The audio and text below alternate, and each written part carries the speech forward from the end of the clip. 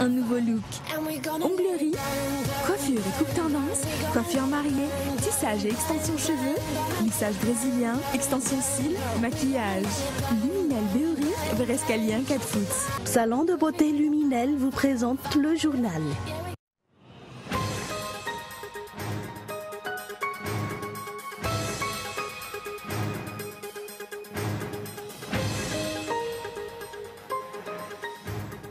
Le parti Mapar a encore prouvé ce jour qu'il a encore sa place dans l'échiquier politique national.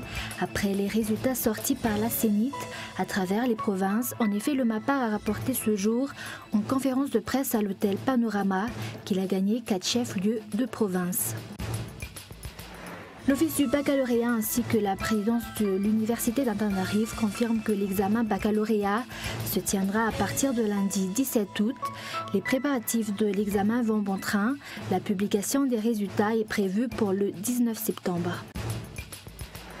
8 mois après l'annonce du rétablissement des relations diplomatiques entre Washington et La Havane, le secrétaire d'État John Kerry a officiellement rouvert l'ambassade américaine à Cuba. Le drapeau étoilé flotte à nouveau devant l'ambassade des États-Unis à Cuba.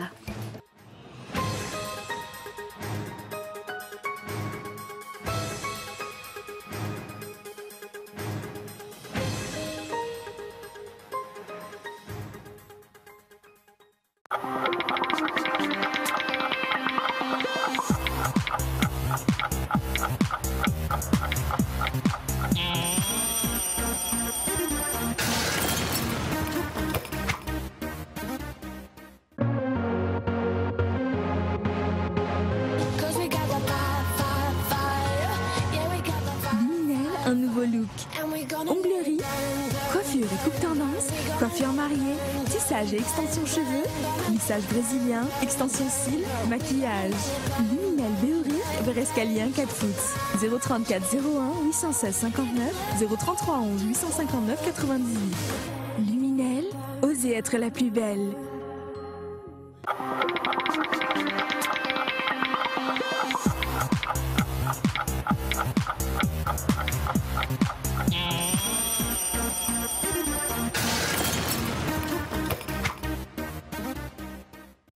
Bonsoir à tous et bienvenue dans ce journal. À la une des actualités de ce jour, le parti Mapar a encore prouvé qu'il a encore sa place dans l'échiquier politique national après les résultats sortis par la Sénite à travers les provinces. Et en effet, le Mapar a rapporté ce jour en conférence de presse à l'hôtel Panorama qu'il a gagné 4 chefs-lieux de province dont Tuamasin, Mahajang, Antsiranan et Fianarantsu. Même si les résultats pour ce dernier sont encore mitigés, les membres du bureau politique du Mapar n'ont pas omis de dénoncer toutes les formes de fraude durant les processus électoraux. Écoutons les explications. L'objectif premier de notre parti étant la stabilité afin de vous permettre un développement économique. Chers compatriotes, nous avons entendu votre appel et prenons la responsabilité qui nous incombe à mettre tout en œuvre pour améliorer les conditions de vie et protéger notre démocratie par laquelle vous nous avez exprimé votre volonté de poursuivre notre combat commun. Le changement se fera pour et avec vous et il ne peut se faire sans nous. Nous vous avons entendu, le monde en est témoin. À la communauté internationale et à la société civile, observatrice assidue de la scène politique, nous vous prenons à témoin. Le Mapar poursuit son combat pour le respect de la Constitution, condition sine qua non à la stabilité. Il en va de la survie des 22 millions de Malgaches et nous vous demandons de prendre acte de cet adoubement populaire. Et sur le plan économique, la coupure de l'électricité des 3 ministères cités hier par le syndicat des employés de la Jirama n'a pas été mise en exécution aujourd'hui. Selon les meneurs de grève, il y a eu une procédure à suivre qui est incontournable pour ce faire. D'autre part, les négociations n'ont donné jusqu'ici aucun résultat, même avec la médiation de l'inspection du travail. La grève se poursuivra donc en Bouzatouf jusqu'à ce que toutes les requêtes soient satisfaites. Olivier Anchnial.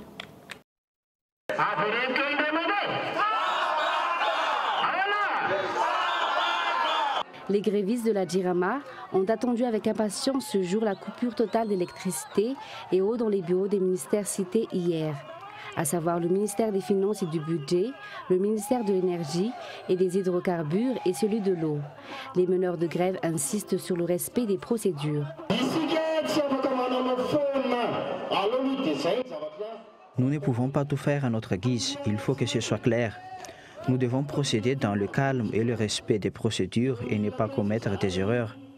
Lundi du 7 août prochain, nous couperons totalement l'électricité et l'eau dans ces bâtiments ministériels jusqu'à ce que des sages décisions soient prises.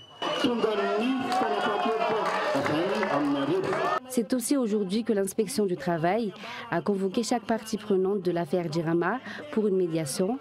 Jusqu'ici, aucun accord n'a été concrétisé.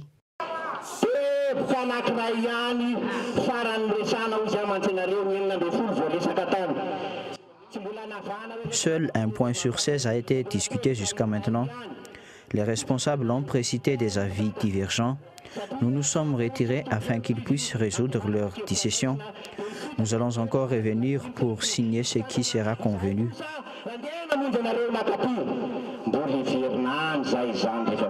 Les agents de l'Hémorrhague ont aperçu ce jour, aux alentours des 3 ministères précités. Par ailleurs, la tension entre les employés s'accentue. Les communiqués se sont multipliés dans les médias pour dénoncer ou accuser un tel. Pour les manifestants, le Premier ministre ne tient pas compte de leurs demandes parce qu'il reçoit ces rapports de la part des employés adversaires de la grève. Ainsi, l'Association des syndicats des employés de la Djirama demande un entretien direct avec le Premier ministre. Et le taux de réussite de l'examen BEPC a baissé de 10% par rapport à l'année dernière. D'après un responsable du ministère de l'Éducation, le niveau des sujets a été relevé. Il y a eu beaucoup de candidats libres qui n'ont pas passé par le collège. Le ministère va prendre des décisions contre les écoles qui présentent des élèves de la classe de 4e. Et toujours sur cette actualité de l'éducation à Madagascar, l'Office du baccalauréat ainsi que la présidence de l'Université d'Antananarivo confirment que l'examen baccalauréat se tiendra à partir du lundi 17 août. Les préparatifs de l'examen vont bon train. La publication des résultats est prévue pour le 19 septembre. Reportage. 29 centres d'examen ont été préparés dans la capitale pour accueillir 28 702 candidats au baccalauréat et 65 centres dans la périphérie pour 41 231 candidats. L'examen sera supervisé par 106 chefs de centre, 183 chefs de centre adjoints et 8 présidents du jury pendant la correction. Ces responsabilités sont généralement attribuées à des enseignants-chercheurs qui sont à la source de l'inquiétude des candidats sur la tenue ou non de l'examen. Le président de l'université d'Antananarivo, Panzara Panuel, n'a souligné ce jour que tous les préparatifs de l'examen baccalauréat seront menés à bonne fin. La présidence de l'université et les enseignants-chercheurs ont tenu une rencontre hier. Ces derniers ont confirmé leur contribution à l'examen. Comme chaque année, les corrections sont organisées à l'université d'Antananarivo avec la participation donc des différents correcteurs venant des lycées proposés donc par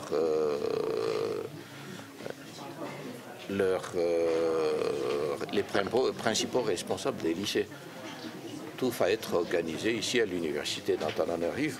Toutefois interrogé sur la suite des revendications du syndicat des enseignants-chercheurs, le docteur Sami Grégoire Avenurine, un membre du bureau de CCS, section Antananarivo, explique que la lettre d'engagement signée par le ministère et le CCS concerne uniquement une partie des revendications dans le décret 1216. À titre de rappel, le CCS demande également l'intégration de l'application des autres décrets dans la loi des finances initiée en 2016. Ils poursuivront ainsi leurs revendications en suspendant les cours à l'université. D'après ces explications, l'État a environ 3 semaines pour satisfaire cette requête afin d'éviter l'année blanche et la superposition des années universitaires. Et sur le plan social, une centaine de parents du Fouktan Antalmar, la commune d'Akanadjin, se sont réjouis de nouvelles écoles primaires publiques, fruit d'un partenariat entre la commune et l'association Construisons pour Madagascar. Elle met l'éducation à proximité d'un petit Fouktan.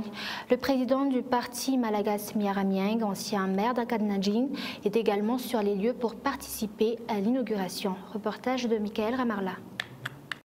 Le PP d'Ampamao peut accueillir plus de 120 élèves pour la nouvelle année scolaire 2015-2016. Cette nouvelle école primaire publique est le fruit du partenariat entre la commune d'Akad-Najin et l'association Construisons pour Madagascar, sans financement de l'État. La construction s'est faite en 55 jours. Le développement vient de l'éducation, expliquent les responsables. Cette association, en fait, chaque année, elle envoie des étudiants français à Madagascar afin de construire soit des écoles, des cantines ou des bibliothèques afin d'améliorer l'éducation des jeunes malgaches. Donc, nous sommes une association humanitaire qui est en partenariat avec Fanilo de l'enfance malgache. Donc, Fanilo est une autre association qui permet de trouver des écoles, comme ici à Ampamao, qui ont besoin d'aide et d'infrastructures afin d'éduquer leurs enfants. Alors chaque année, le chantier est choisi par Fanilo de l'enfance malgache. Nous ne choisissons pas les chantiers près de la capitale, mais on essaye de se déplacer dans les villages qui en ont le plus besoin, afin vraiment d'aider les enfants au maximum partout dans Madagascar. Le président du parti, Malagasy Miaramieng, et ancien maire de la commune d'Akad-Najin, Adzoandjian Narvelu, est venu participer à l'inauguration de l'école. L'éducation est la première des richesses. Tel est le message qu'il a passé ce jour. Et à titre de rappel, l'association Construisons pour Madagascar a actuellement 12 ans. Les parents ont été réconfortés par cette nouvelle infrastructure, vu que la plus proche des écoles se trouve à 7 km du Fuktan, Antanmajan. Et actualité internationale, 8 mois après l'annonce du rétablissement des relations diplomatiques entre Washington et La Havane, le secrétaire d'État John Kerry a officiellement rouvert l'ambassade américaine à Cuba, fermée depuis 1961. Le drapeau étoilé flotte à nouveau devant l'ambassade des États-Unis à Cuba. France 24. Ces trois hommes avaient décroché le drapeau américain de leur ambassade il y a 54 ans. Ce vendredi, comme un symbole, ce sont eux qui l'ont hissé. Et la bannière étoilée flotte de nouveau au-dessus de l'ambassade américaine. Il n'y a pas besoin d'un GPS pour savoir que le chemin de l'isolement et de la séparation sur lequel les États-Unis et Cuba étaient engagés n'est pas le bon. L'heure est venue d'aller dans la bonne direction. Les États-Unis ont officiellement rouvert les portes de leur ambassade le 20 juillet, tout comme celle de Cuba à Washington. Mais les autorités ont attendu la présence de John Kerry pour organiser cette cérémonie. Sa visite est la première d'un secrétaire d'État depuis 1945. L'île communiste et le pays symbole du capitalisme ont encore de nombreux désaccords, mais le chef de la diplomatie américaine reste très confiant. Nous savons que le chemin qui mènera vers une pleine reconstruction de nos relations est un long chemin. Mais c'est précisément pour cette raison qu'il nous faut commencer dès à présent. Et il n'y a rien à craindre. Une référence claire au célèbre « N'ayez pas peur » de Jean-Paul II, alors que l'Église catholique a joué les médiateurs entre les deux pays. Washington, qui rappelle régulièrement ses exigences en matière de droits de l'homme, devra désormais ferrailler sur ce sujet avec le régime castriste. Mais les États-Unis semblent vouloir y aller tout doucement. Les opposants cubains ont été soigneusement tenus à l'écart de l'inauguration de l'ambassade. Et le discours du Premier ministre japonais, très attendu par ses pays voisins, à la veille du 70e anniversaire de la fin de la Seconde Guerre mondiale, il a exprimé ses éternelles condoléances aux victimes du conflit. Il a parlé de la souffrance de la guerre, mais il ne s'est pas excusé. Reportage. Des excuses, c'est ce qui était attendu. Mais lorsque la question a été évoquée, Shinzo Abe s'est montré habile. Sans faire acte de repentance à titre personnel, il a rappelé les discours de ses prédécesseurs qui, eux, avaient bien exprimé des excuses. Pour l'actuel Premier ministre, il faut désormais se tourner vers l'avenir. Nous ne devons pas laisser nos enfants, petits-enfants et les générations suivantes, qui n'ont rien à voir avec la guerre, être prédestinés à s'excuser. Son discours était très attendu par les pays voisins, notamment la Chine et la Corée du Sud. L'héritage de la Seconde Guerre mondiale continue d'empoisonner leurs relations avec le Japon. Les autorités des deux pays n'apprécient pas le Premier ministre japonais, considéré comme un nationaliste, voire un révisionniste. Soucieux d'apaiser les tensions, Shinzo Abe a rendu hommage à toutes les victimes de la guerre. Au 70e anniversaire de la fin de la guerre, je m'incline profondément devant les âmes de tous ceux qui ont péri, tant dans notre pays qu'à l'étranger. J'exprime mes sentiments de profonde peine et mes condoléances éternelles et sincères. Concernant la question des femmes de réconfort, ces femmes réduites en esclavage sexuel pour les Japonais durant la guerre, Shinzo Abe n'y a pas fait directement référence. Mais il a affirmé que le Japon voulait œuvrer à l'avenir pour les droits des femmes. Le sujet est notamment un point de tension avec la Corée du Sud. Chaque semaine à Séoul, des manifestations ont lieu devant l'ambassade du Japon pour réclamer des excuses et obtenir des dédommagements. Et un rappel des grands points développés dans ce journal. Le parti MAPAR a encore prouvé ce jour qu'il a encore sa place dans l'échiquier politique national après les résultats sortis par la CENIT à travers les provinces. Et en effet, le MAPAR a rapporté ce jour en conférence de presse à l'hôtel Panorama qu'il a gagné 4 chefs-lieux de province. Et ensuite, l'Office du baccalauréat ainsi que la présidence de l'Université d'Antananarive confirment que l'examen baccalauréat se tiendra à partir du lundi 17 août. Les préparatifs de l'examen vont bon train et la publication des résultats est prévue pour le 19 septembre. Et enfin, 8 mois après l'annonce du rétablissement des relations diplomatiques entre Washington et la Havane, le secrétaire d'État John Kerry a officiellement rouvert l'ambassade américaine à Cuba, fermée depuis 1961. Le drapeau étoilé flotte à nouveau devant l'ambassade des États-Unis à Cuba. Et voilà, c'est la fin de ce journal. Merci de l'avoir suivi. Excellente soirée sur Coup TV.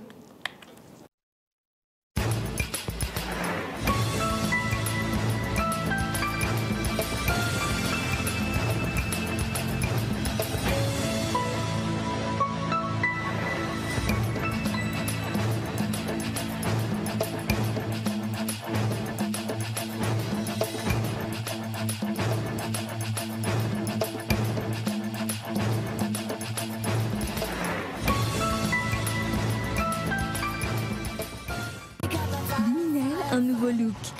Onglerie, coiffure et coupe tendance, coiffure mariée, tissage et extension cheveux, lissage brésilien, extension cils, maquillage. Luminel Béouric, Berescalien 4 foot. Le journal vous a été présenté par Salon de beauté Luminel.